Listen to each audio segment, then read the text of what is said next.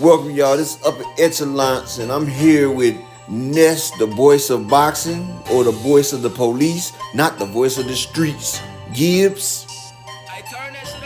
This is a fair use video. It's used for entertainment and educational purposes. When you're sitting in the courtroom and your homie's on the stand, he's looking directly at you, and he start pointing. You know your life just hit the turn for the worse. But hey, that's what people like Nestor Gibbs done. But now he got a podcast and he talk about boxing, and he a biased ass boxing fan who is upset that Spence still holding a grudge with him because he was talking shit. But let's get into it. Yes, Canelo was successful, and he's one of the few. And maybe Earl Spence is disciplined enough, young and youthful enough that he can move up and move back down and not commit the sins that Roy Jones Jr. did. Again, Canelo was able to do it. He moved up to fight Sergey Kovalev, moved back down. Moved up to fight Dmitry Bivol, moved back down. Yes, brother. It went down like that. So, maybe he can do it. First off, if anybody knows, Nestor Gibbs is a nut holder for Canelo Alvarez. Everybody knows that his page has been bought, paid, and shined for Canelo Alvarez. Like, if you wouldn't think, he's Canelo Alvarez. Like, he rides more for the Mexicans than he do for his own people. Not saying that's a problem and everything, but Canelo can't do no wrong. Canelo this, Canelo that. Canelo came through to save the world. If you pray to Canelo, then you'll make it eternal salvation. That's Ness. But first, do y'all really even know Ness? Nestor Gibbs, he up here hating and talking all this crazy shit online, but he's an informant. Yeah, he told on his fellow Mexican friends. Nestor Gibbs had a federal indictment, and he sat there and with state's evidence got his Mexican friends locked up. He the reason why Mexicans don't really like black folks right there, because of niggas like him who sit there and get bunched up and turn around and tell the police here. Yeah, so really, Nestor, you're a rat. And you're a rat on here talking about you the voice of boxing. No, you're not the voice of boxing. You're the voice of a rat. And you don't speak for all of us good boxing fans. What you do is speak for who pays you. Like, you're for the highest bidder. You don't have no morals, no manhood, no nothing. Whatever motherfucker pay you, that's what you gonna say. You sit out here with your mouth on everybody jockstrap all the time. You riding Canelo so hard, you need a license and a helmet. Because this shit's just fugazi sometimes. You think of the impossible. And then you steady swinging on Earl Spence. You still mad that Earl Spence disrespected you. And then you sit there talking about he move up and move down. What makes you think Earl can't go up and come back down? Other people have done it. Earl makes weight, no problem. You don't even know if it's Keith Thurman that can't make the weight. Plus, we don't even know if the fight's at 154. It came from Mike Cappinger. Cappinger, yeah. You know, he's not so good at telling the truth on things. Everybody knows that. But until we hear from the PBC and we hear from Earl and them, then that's when we can say something about it. If we ain't heard it from them yet, then it ain't done yet. And you quick to give your damn opinion just like you was quick to tell on your damn co-defendants. Yeah, in a laundry basket. Boy, you something else. For no belts, for no significance, and it's not and it's a pay-per-view. Like, what are they doing to us? And I thought April, we already had the Tank fight. So now you're trying to give us 2 pay-per-views. So I'm just educating the audience because it obviously seems like they're going to get the wool pulled over their eyes. Everybody's excited. Oh, yeah, one time. Earl, he finally fighting him. Yeah, Keith, he can't say he ducking. Nah, you about to pay for this exhibition. You're paying for an exhibition because it means nothing. It isn't for any belt. It isn't for any status. This is crazy. I mean, this is a good fight.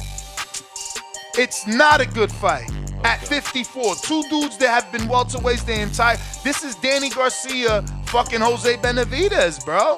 Get out of here. It's a good fight, bro. Knock it off, bro. It's a good fight. Knock it off. Obviously, I wish it was at 47, but... How is it a good fight when they both are moving up, but the one man still has 3 belts? So defend your motherfucking belt. You see how that don't make He just sense? can't make the weight. I don't Come know. on, bro.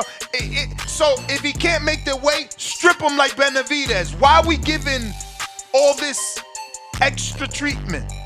Didn't they strip Benavidez? Wasn't Shakur just stripped? What the fuck is going on in this world? Yeah, Ness, what the fuck is going on in this world? All this special treatment, right? Yeah, like Canelo fighting Abner Yildirim, his sparring partner for a belt, and then he sitting there fighting John Ryder. Yeah, we got a new ride for John Ryder. Then he fighting old ass Triple G again for the third time. None of those fights made sense, Ness. None of those was good fights. Plus, they're all on pay-per-view, so people gotta pay for them. Keith Thurman and Earl Spence is better than any three of those fights right there. And you, like you said, defend your fucking belts. You got David Benavidez trying to get his motherfucking belt back from Canelo that he stole. He waited till Benavidez lost his belt on the scale. Then he stole it from the petition from Mauricio Suleiman, stole the shit. And now he won't even get a man a chance. And David Benavidez has been his mandatory for 2 years.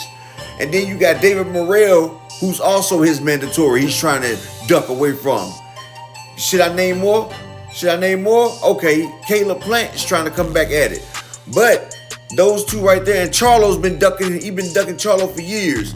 He got a franchise belt, so he didn't have to fight this man. What happened to defend your fucking belts? He was on a European bash tour, and Dmitry Bivol stopped his punk ass. He moved up to a different weight division to avoid his mandatories and got put down up in that division. He ain't even gave Dmitry Bivol his rematch. But he gonna go fight John Ryder. Who the fuck is John Ryder? Person that done lost 6-7 times. He fighting his damn Abner Yildirim. Who wanted to see that fight right there? So like you said, defend your fucking belts. Make fights that we want to see. Because all these fights Canelo making are going on pay-per-view. Ain't nobody asking for these bullshit bum fights. But we ain't saying nothing about that, is we, Ness? Because you got your head so far up Canelo ass, you probably wasn't buying them damn fights and cheering for him like, yeah, Canelo, payday, Canelo, get the payday. Come on, dude. You sound ridiculous. These same motherfucking points that you got at Spence makes you keep the same energy with Canelo. And Spence and Thurman is a much greater fight than Canelo and motherfucking John Ryder. Or Canelo and motherfucking Abner Yildirim. Canelo needs to defend his belts, just like you said, either against Morrell, Benavidez, Charlo, or Andrade. They all been his motherfucking mandatories, and he been skipping out for 2 years. So don't give me that bullshit when you talk about defending the damn belts. You biased, paid for a simp. Like, you dudes are so big fish. The flip is, whatever the tail is, smacking the shit out of y'all in the face, and y'all don't give a fuck. Like, this is some silly ass shit to say that this is a good fight. How the fuck two welterweights where one of them got all the belts is a good fight at 54? For nothing. On pay-per-view. Take my money, I'm stupid. No sense. Holding up the division. Like, you want to go play with Keith at 54? Boots is right there. He'll take all the weight. Let him earn his spot. Like, this makes no sense. You've already held up the division. We waiting on a fucking Crawford fight. Nobody asked for Danny fucking Garcia. They didn't give you hope. Nobody asked for Danny Garcia, and nobody asked for motherfucking Manny Old Man Pacquiao. If it wasn't for his eye, we would have had Pacquiao. If it wasn't for his eye, we would have had Pacquiao. Holding up division, you say, right? Canelo hasn't had a division fight since he's got them belts. And then you talking about fights we didn't want. We didn't want Pacquiao and Spence or Danny and Spence. Danny Garcia and Earl Spence broke the record. Their gate was higher than Canelo's. So I guess we did want that fight because he did a bigger gate than Canelo did that year. Yeah. And Manny Pacquiao and Earl Spence would have broke the box office. So what are you saying there? I'm going to tell you fights that we didn't want. We didn't want Canelo and Abner Yildirim. Didn't nobody want that shit. And we're not asking for Canelo and John Ryder. Yeah, that's ones we ain't asking for. But like you said, holding up the division. Canelo stopping people like David Morrell, who is his mandatory. David Benavidez, who is his mandatory. Jamal Charlo, who is his mandatory, and Demetrius Andrade, who's been his mandatory for 6 years. Now that's holding up a damn division. He ain't trying to make no fights in 168 because he can't beat nobody. But then he wanted to go up there and play in 175, like you say, go play. He went to go play with Bivol, and he was talking about playing with Better BF, but Bivol spanked him on his ass and sent his ass back down. And now he's sitting there all depressed. Ooh, I need to get my skin back. Didn't nobody ask for Canelo Triple G3. Triple G goddamn 50 years old. And Canelo 33 and couldn't even stop the man. It looked like two geriatric people in there boxing. Canelo done lost his spunk. He ain't never really had spunk. His wheels are bad. His knees ain't good. He fatigues out in 3 rounds. He throws his punches in 2 speeds. Floyd and Bivol beat him 12 straight rounds apiece. Erislandy Lander schooled him for 8 rounds. This nigga gets exposed by people who can box. He fought Floyd. He was 20 pounds bigger than Floyd, and he was at the peak of his youth at 23 years old. He had 44 fights, was undefeated. Floyd had 43. Floyd schooled him, so can't say he was too young. They had the same amount of fights. And this nigga holding up the division. So before you do that, tell him to say fuck Ryder and fight either David Morrell, Benavidez, Charlo, or Andrade. They all in the division. They all got a title shot. Or give Bivol the rematch. Bivol said he'd come down to 168 and spank that ass. But you ain't trying to hear that. You act like you don't see that shit. They won't pay that. They won't pay that. I know. Yeah, you know. Your whole damn motherfucking career's been paydays for bullshit. Makes sense. 1 and Boots is number 2. The WBO rankings, in the WBO rankings.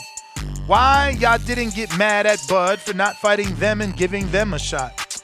You sound stupid or uninformed. Virgil decided not to take his shot, and that's why he's fighting Stenonius for the WBA, which is clearly another sanctioning body, which means he felt he couldn't beat his champion, which was the WBO, Terrence Bud Crawford. Plus, on top of that, just in case you think we're assuming, we interviewed Virgil where he told us him and his dad didn't think they were ready for Bud. And then we doubled down and interviewed Robert Garcia, and he also said Virgil wasn't ready for Bud. And that time, Virgil was training with Robert Garcia, so shut your ass up and learn something.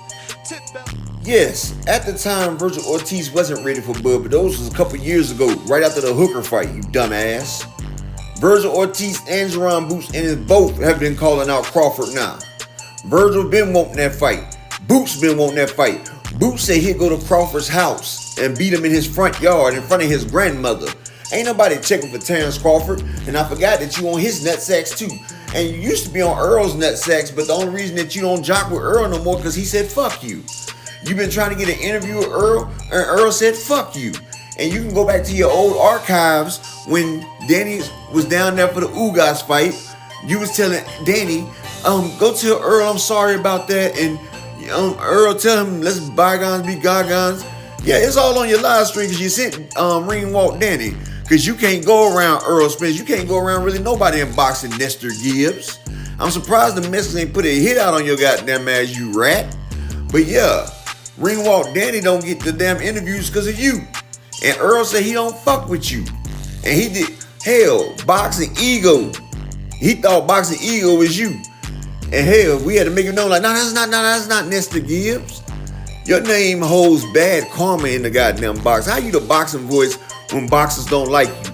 The only boxers that like you is Canelo and Bud, because you damn sit there and you toss their salad and juggle their nuts all the goddamn time. That's all you is. You's a fanboy. You's a fanboy that got a podcast that gave you some shit and you got a lot of fanboys around with you. And when somebody say something that you don't agree with, you try to overtalk them, yell them, you disrespect them, and you kick them off the podcast. Hell, I used to be subscribed to your shit. You robbed me. Yeah, we got the episode. Nigga, I sent in the money and you stole my goddamn money and didn't even want to send my shit. When Shakur sat there and signed the shit for me. But it's all good. You needed it more than I do. You know, keep them damn amigos off your ass from what you told on them, right? How you gonna be the voice of boxing when you the voice of the damn court systems? It don't work both ways, Nestor. Nestor Gibbs. Secret informant for the DEA. That's the Drug Administration Enforcement, nigga. You ain't the voice of boxing. You the voice of Canelo and Bud, and you also the voice of the police. That's what you the voice of. The voice of the police. And hating ass niggas. And only a hating ass nigga would talk about streaming an Earl Spence fight. That's some hating ass shit. But we already knew what type of person you is. You hating as hell. And you telling people to stream Earl Spence and Keith Thurman fight. You taking away from Thurman too. But that's the problem. People don't respect black on black businesses. It's always a nigga like you that try to throw something in the mix or hate. But it's all good because Earl always sells. Earl gon' sell. Whether your hating ass like it or not. Bitch.